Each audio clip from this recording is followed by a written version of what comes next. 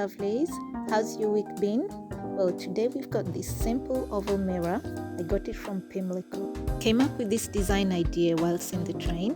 What color would you have used? I saved these grey pearls in case I might use them, and I did need them for this project. Got these moldings years back from eBay. Cannot remember the seller, but they have some beautiful pieces. After sanding the frame, I used white spirit to clean the wood.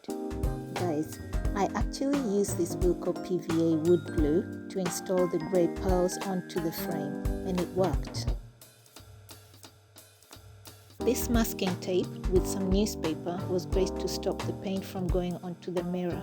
After all that had dried, it was time to spray on the color. I went for that gold color for that glam antique look.